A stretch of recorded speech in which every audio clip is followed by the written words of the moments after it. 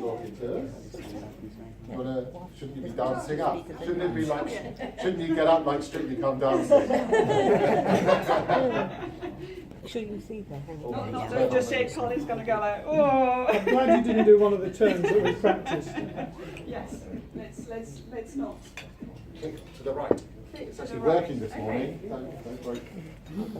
So, yes, what I thought, well, we're not sure how many speakers we're going to be today, so I thought I'll put a little presentation together. I'll run through it in 2 minutes, or I can take 20 minutes, and so I'm going to take 20 as well. So probably a lot of you have known what I've been doing this year, and one of the big thing about my business was to grow it as a franchise. And what I wanted to talk to you today about is how could you, if you're thinking suddenly, how can I grow my business? How could I, do it as a franchise? Or if you're suddenly thinking, actually, I could do with changing my career, and what can I do? And why don't you look at franchise opportunities, which are an amazing way to set up a business? So this is a little bit of both sides that I wanted to talk to you about. So come franchise with me. It's probably about 4 years now that I've been working on the process and the model of franchising. It takes quite a long time to get it set up. There's a lot of things that you need to prepare and you need to do to get to that stage where you can actually franchise. And I think the one big important thing is that in any of our businesses is why we do what we do, and really kind of that passion behind it, because if you're not sure about your why, you'll never be able to share that with anybody else who want to take your own business. So this is you're giving your business to somebody, and they have to have that passion, they have to have that kind of obsession to help people. So in my case, is to help businesses to deliver better customer service, and this is the why behind everything that I do. Franchising, it's an amazing way to really grow your business globally and very quickly. Maybe not very quickly for me, because I've done it in stages and I'm kind of doing it on my own kind of things, but there's some amazing opportunities now in franchising, and I've done probably about 8 or 9 exhibitions this year to really kind of look at the different opportunities and what's going out there.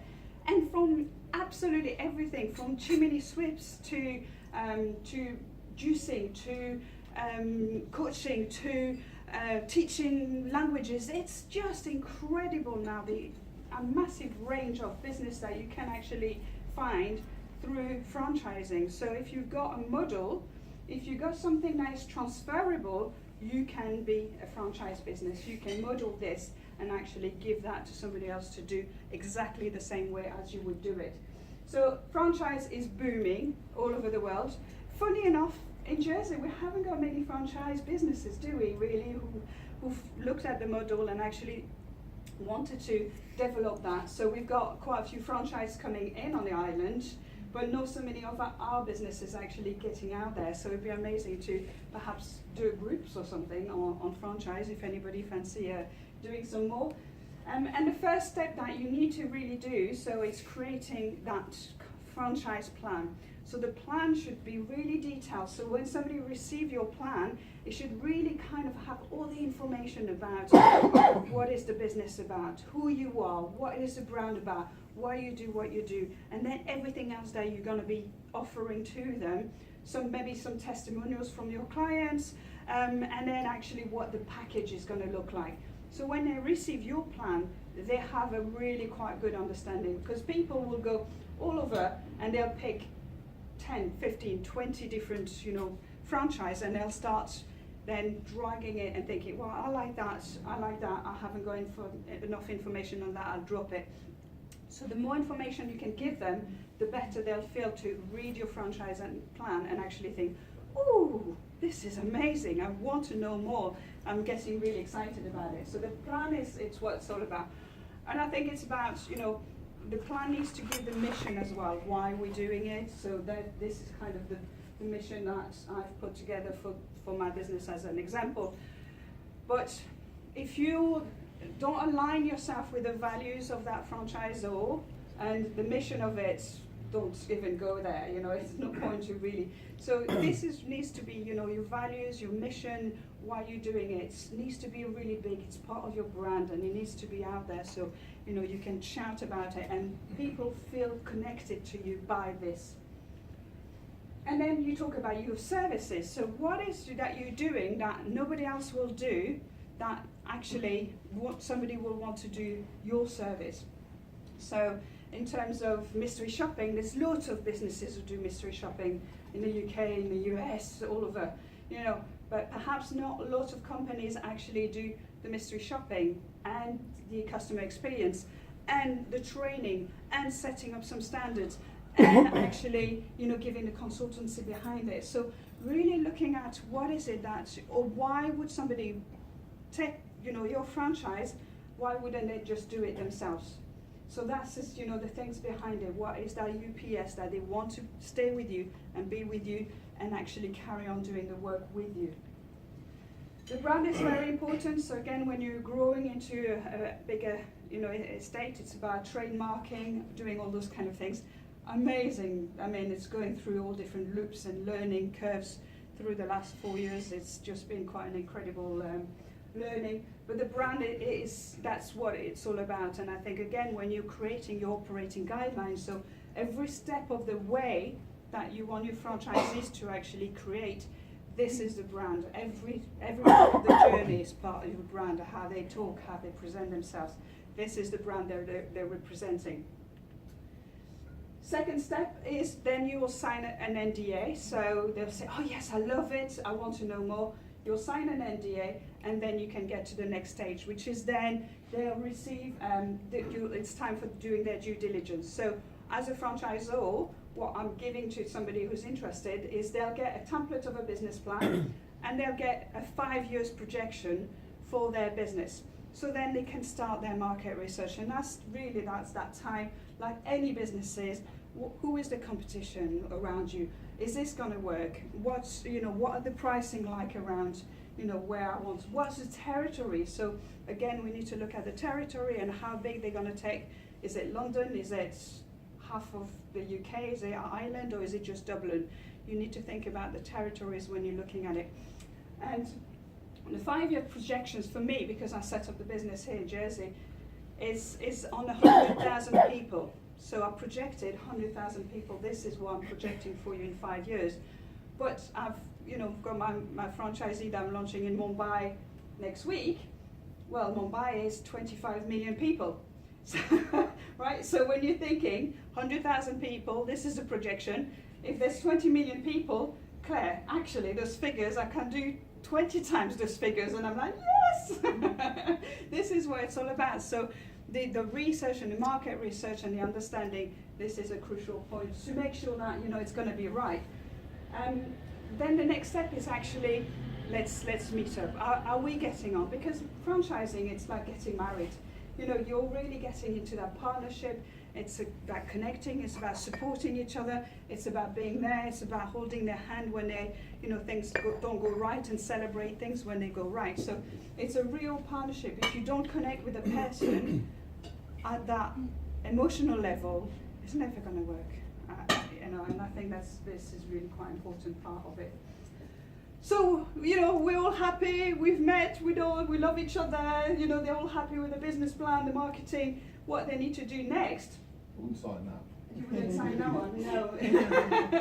It's not even French, is it? It has to be in Latin, but So, you sign the agreement. And again, so please, if you're going to be doing your business, this is the big part of it, where just don't download one from the internet and just replace your name at the top. It's really important that you get it checked out by your solicitor. It's an expense like the trademark and those kind of things, but it really is an important part of it, because if anything goes wrong, you really need to be able to back yourself up with that agreement. So this is quite an important part, and this is that's it, that bounds you to each other. For my franchise, it's a 5 year agreement, so we've got 5 years, and then we can renew it after, see how they feel about it, see how everything is. But it could be a 10 years agreement. So you look at McDonald's, and when they do their agreements, they've got different part in the agreement to say how long they can stay in that particular area or territories and that kind of things. This is what you need to have really. You need to really understand the what's included into your franchise, because you may turn up and actually say, well, I thought you were going to do the marketing. Oh, well, no, you're doing the marketing. So it needs to, really look at every single step of the way to make sure it's understandable. Now, one thing I found is I thought, I'll train my franchisee to do their social media, and then I'll let them do it. And in actual fact, they're not as passionate as me on social media, and they're not feeling comfortable neither. So I'm finding it that they're not actually doing it. So they're not following my procedures when I say to them they have to do a post a week, they have to do a video. This is my procedures. They're not following that. So I'm thinking there's a problem here. I need to resolve that problem by either offering them to do it for them, so then head office will kind of take back, so you can make sure you've got that consistency in everything that you do. But the operating guidelines, and if you're going to set up your business as a franchise, is probably the most mind-blowing work that I've done. I mean, I've written a book and then another one now, but the operating guidelines is actually putting everything that you've got in your brain into paper and giving it to somebody else. I mean, it's incredible and so powerful, and actually so rewarding to think that somebody can want to do the same thing as you. But you need to give them the right information. It needs to be very clear, and that's taken a long time. And also, with the launch of Morocco last month, I've had to translate everything into French. So again, it's like all summer, I spend the whole summer writing another book and translating everything in French. That's why you haven't seen me on the beach and I'm still white like a, It's the British. Do Yeah. the French have a word for entrepreneurial? No. But apart from that, so again, look at your cost, because you can have costs, and they say, oh, it's £10,000 to start with, but then you'll have costs for the office, you'll have costs for your telephone, you'll have costs that adds on. So again, really make sure that you put that into your projection, and then you're very sure of what it's going to cost you every month when you're doing it. And this is it, time for training. So the operating guidelines have been done. You need a full week training, maybe even 10 days training, to go through absolutely everything. And that's the time where you really sit down, you drill down, you look through all the operating guideline, all the steps, all the journey, blah blah blah blah blah. It's so intense. It's really kind of it's quite buzzing. I'm just looking forward to next week in Mumbai, and this is the next step. It's we need to look at that. We need to make sure they're understanding everything, because once they've got that, this is it. You step out. You're there to support them, but it's their own business. They're running it as their own business. And this is the beauty of a franchise. It's really, you've got model which is there, which works, but then it's your own business as well, and it's quite amazing. And then it's time to party. Obviously, I can't go anywhere without doing a bit of a party. I think it's what it's all about. It's celebrating something new. It's about getting the word out there, getting the media involved, doing a bit of radio interview, doing a bit of this, doing a bit of that, talking about it. We're doing quite a big thing in Mumbai in 2 weeks' time when I'm there, and this is just like, oh, wow, this is becoming quite big actually. They're inviting everybody, seems to be inviting everybody, and it's becoming a bit bigger than what we thought it was in the first place, but it's going to be amazing. And then, so this is it. I think, that was kind of what I wanted to share with you today. It's franchising for you as a business. Think about it. It could be an amazing opportunity to grow your business outside of the island by actually giving somebody the tools to do what you do, share that passion, and actually be able to grow your business, in that way. So I've just in case you haven't seen it on the tables, my little new book, Thriving by Caring, and the French version for those who want it in French, just in case. And I've done an Audible version as well for those who listen to Audibles, which is amazing, because I love Audibles. I listen to books, so I've got a French girl who speaks English and does it for me. So she's got the same French accent as me, so quite cool. And this is all about thriving by caring. So it's about leadership, and it's about thinking about how can you bring more caring energy into your business by caring for your employees, caring for the environment, and caring for your customers. If your employees feel good, they'll look after their customers, and this is just like a magical circle, isn't it? So there you are, that's me done. Did you say there's somebody else? Yes. Oh yes, of course. Sheila. So this is me, and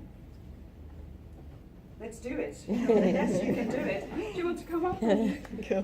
Well done. Thank you. Would you like- Yeah, I'll come take the part. It's quite good. I couldn't remember if you remembered.